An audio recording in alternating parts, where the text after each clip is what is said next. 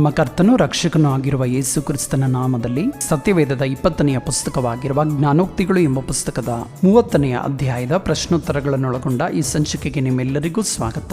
ಈ ಸಂಚಿಕೆಯಲ್ಲಿ ಇರುವ 11 ಪ್ರಶ್ನೆಗಳಲ್ಲಿ 10 ಪ್ರಶ್ನೆಗಳಿಗೆ ಉತ್ತರಗಳನ್ನು ನೀಡಲಾಗಿರುತ್ತವೆ. ಉಳಿದ 1 ಪ್ರಶ್ನೆಗೆ ಕಮೆಂಟ್ ಬಾಕ್ಸ್ ನಲ್ಲಿ ಉತ್ತರವನ್ನು ನೀಡುವ ಅವಕಾಶವನ್ನು ಕಲ್ಪಿಸಲಾಗಿರುತ್ತದೆ. ಹಾಗಾಗಿ ಈ ಸಂಚಿಕೆಯನ್ನು ಪೂರ್ತಿಯಾಗಿ ವೀಕ್ಷಿಸುವುದರ ಮೂಲಕ ನೀವು ಉತ್ತರಿಸಲಿರುವ ಪ್ರಶ್ನೆ ಯಾವುದೆಂದು ಗಮನಿಸಿ ಕಮೆಂಟ್ ಬಾಕ್ಸ್ ನಲ್ಲಿ ಉತ್ತರಿಸಲು ಪ್ರಯತ್ನಿಸಿ. ಹಾಗಾದರೆ ಬನ್ನಿ ಇಂದಿನ ಸಂಚಿಕೆಯನ್ನು ಆರಂಭಿಸೋಣ. ಮೊದಲನೆಯ ಪ್ರಶ್ನೆ, ದೇವರು ಯಾರಿಗೆ ಗುರಾಣಿಯಾಗಿದ್ದಾನೆ?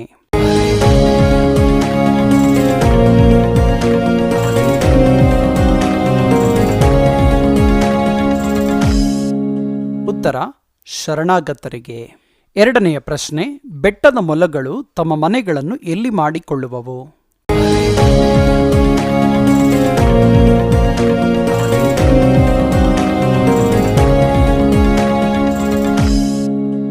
ಉತ್ತರ ಬಂಡೆಗಳಲ್ಲಿ. ಮೂರನೆಯ ಪ್ರಶ್ನೆ, ಸಾಕಾಯಿತೆಂದು ಹೇಳದೇ ಇರುವುದು ಯಾವುದು?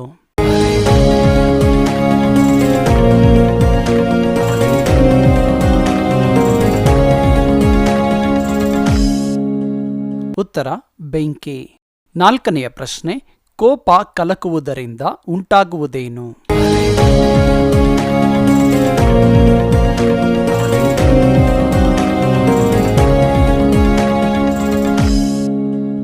ಉತ್ತರ ಜಗಳ. ಐದನೆಯ ಪ್ರಶ್ನೆ, ಯಾರ ಮಾತುಗಳಿಗೆ ಯಾವುದನ್ನೂ ಸೇರಿಸಬಾರದು?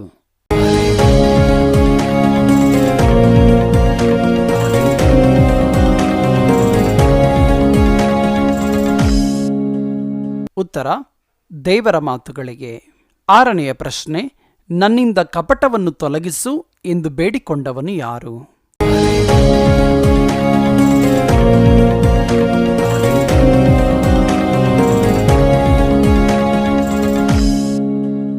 ಉತ್ತರ ಆಗೂರನು.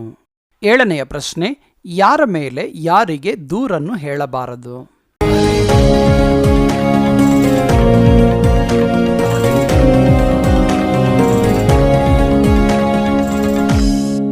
ಉತ್ತರ ಆಳಿನ ಮೇಲೆ ದಣಿಗೆ.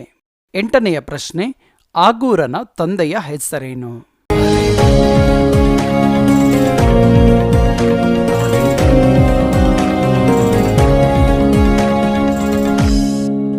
ಉತ್ತರ ಯಾಕೆ. ಒಂಬತ್ತನೆಯ ಪ್ರಶ್ನೆ, ನನಗೆ ತಕ್ಕಷ್ಟು ಆಹಾರವನ್ನು ಭೋಜನ ಮಾಡಿಸು ಎಂದು ಕೇಳಿಕೊಂಡವರು ಯಾರು?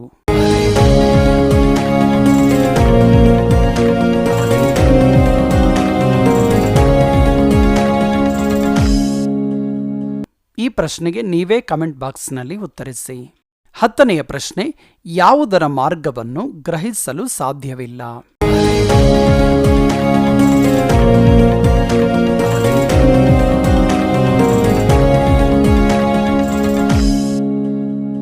ಉತ್ತರ ಸಾಗರದ ನಡುವೆ ಹಡಗಿನ ಮಾರ್ಗ.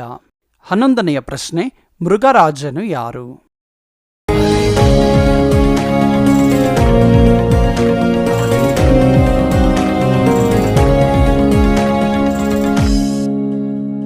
ಉತ್ತರ ಸಿಂಹ. ಸತ್ಯವೇದದ ಪ್ರಶ್ನೋತ್ತರಗಳನ್ನೊಳಗೊಂಡ ಈ ರೀತಿಯ ಸಂಚಿಕೆಗಳು ಸೋಮವಾರದಿಂದ ಶುಕ್ರವಾರದವರೆಗೆ ಪ್ರತಿದಿನ ಸಂಜೆ 6 ಗಂಟೆಗೆ ಕೃಪಾ ಸಮೃದ್ಧಿ ವಿಜಯ್ ಪಾಲ್ ಎಂಬ ಯೂಟ್ಯೂಬ್ ಚಾನೆಲ್ನಲ್ಲಿ ಪ್ರಸಾರ ಮಾಡಲಾಗುವುದು. ಈ ಸಂಚಿಕೆ ನಿಮಗೆ ಇಷ್ಟವಾದಲ್ಲಿ ಲೈಕ್ ಮಾಡುವುದರ ಮೂಲಕ ಮತ್ತು ಈ ಚಾನೆಲ್ಗೆ ಸಬ್ಸ್ಕ್ರೈಬ್ ಮಾಡಿಕೊಳ್ಳುವುದರ ಮೂಲಕ ನಮ್ಮನ್ನು ಪ್ರೋತ್ಸಾಹಿಸಿ. ಈ ಸಂಚಿಕೆಗೆ ಸಂಬಂಧಪಟ್ಟ ಸಲಹೆ ಸೂಚನೆಗಳನ್ನು ಮತ್ತು ನಿಮ್ಮ ಅಭಿಪ್ರಾಯಗಳನ್ನು ಕಮೆಂಟ್ ಬಾಕ್ಸ್ನಲ್ಲಿ ಕಮೆಂಟ್ ಮಾಡುವುದರ ಮೂಲಕ ಅಥವಾ 8050163607 ಎಂಬ ಸಂಖ್ಯೆಗೆ ವಾಟ್ಸ್ಆಪ್ ಮಾಡುವುದರ ಮೂಲಕ ತಿಳಿಸಬಹುದು. ಈ ಸಂಚಿಕೆಯ ಮೂಲಕ ನೀವು ಪ್ರಯೋಜನ ಹೊಂದಿದ ಹಾಗೆ ಮತ್ತೊಬ್ಬರು ಸಹ ಪ್ರಯೋಜನ ಹೊಂದುವಂತೆ ದಯಮಾಡಿ ಈ ಸಂಚಿಕೆಯನ್ನು ಇತರರೊಟ್ಟಿಗೆ ಶೇರ್ ಮಾಡಿ. ನಮ್ಮ ಕರ್ತನಾದ ಯೇಸು ಕ್ರಿಸ್ತನು ನಮ್ಮ ಹೃದಯಗಳಲ್ಲಿ ತನ್ನ ವಾಕ್ಯವನ್ನು ಸಮೃದ್ಧಿಯಾಗಿಟ್ಟುಕೊಳ್ಳುವ ಕೃಪೆಯನ್ನು ದೇವರು ನಮ್ಮೆಲ್ಲರಿಗೂ ದಯಪಾಲಿಸಿ ನಮ್ಮೆಲ್ಲರನ್ನು ಆಶೀರ್ವದಿಸಲಿ. ಆಮೇನ್, ಆಮೇನ್, ಆಮೇನ್.